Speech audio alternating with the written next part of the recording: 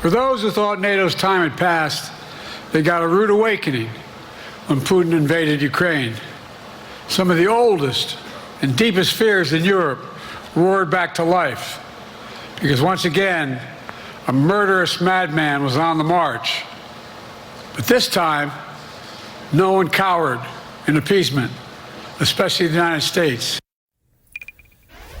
That was President Joe Biden yesterday at the NATO summit as it came to a close in Washington, D.C. Biden also contrasted his approach to the alliance with that of former President Donald Trump.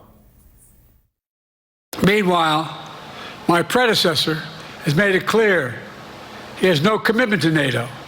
He's made it clear that he would feel no obligation to honor Article 5. He's already told Putin, and I quote, "Do whatever the hell you want."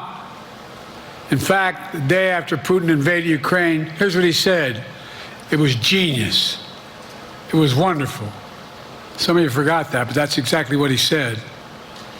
But I made it clear, a strong NATO is essential to American security. And I believe the obligation of Article 5 is sacred. And let's remember that at the 2018 NATO summit in Brussels, Donald Trump nearly pulled the United States out of the alliance. Joining us now, former Supreme Allied Commander of NATO, retired four-star Navy Admiral James Stavridis. He is the chief international analyst for NBC News. Admiral, good to see you this morning. So in many ways, the NATO summit was overshadowed by questions about President Biden's political future, but important work was done there on the 75th anniversary of the alliance. Give us some of your takeaways. Let's start with the president's comments, which I thought were simply spot on. There is always going to be this tendency that NATO is this Cold War relic. You know, I think of NATO as a computer program. It keeps getting updated and quite effectively starts out NATO 1.0 is the Cold War. Who won that? The West did. NATO 2.0 is an expansive NATO in the war on terror, responding the only time Article 5 has been invoked to the attack on the United States. That's NATO 2.0. Now is NATO 3.0. And the president is correct to point out the similarities to the pre-World War II era. Here you see Europe acting together, takeaway number one from this summit, the United States engaged and part of defending Europe, because in the end we defend ourselves, takeaway number two. And number three, to pull it to the tactical level, Ukraine.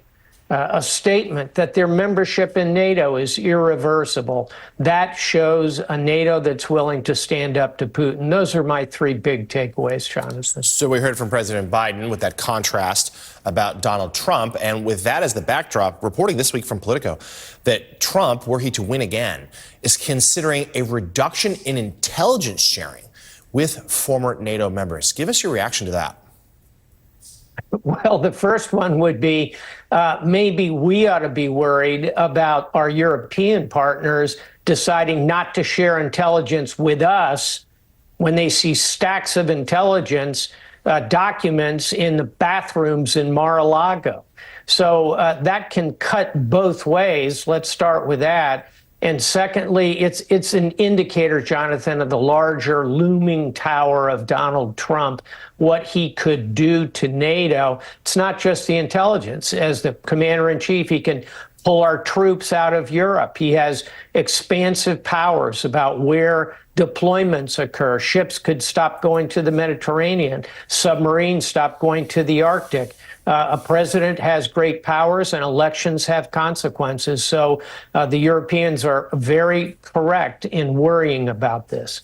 And Admiral, lastly and briefly, talk to us about where you see as the future of the Ukraine conflict, because there are some divisions among the allies in the alliance as to how and when the fighting should end. I think we are going to see a continuing static situation through this summer and the fall.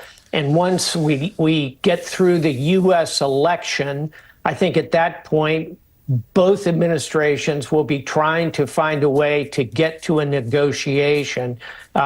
For starters, because At that point, Ukraine will have faced so many challenges over such a length of time. It'll be time to consider a reconstruction of Ukraine. To get there, we need to stop the fighting. So look for a negotiation probably toward the end of this year, whoever wins this election. And President Biden again vowed support for Ukraine's cause. Retired four-star Navy Admiral James Stavridis, thank you as always. We appreciate it. Up next here on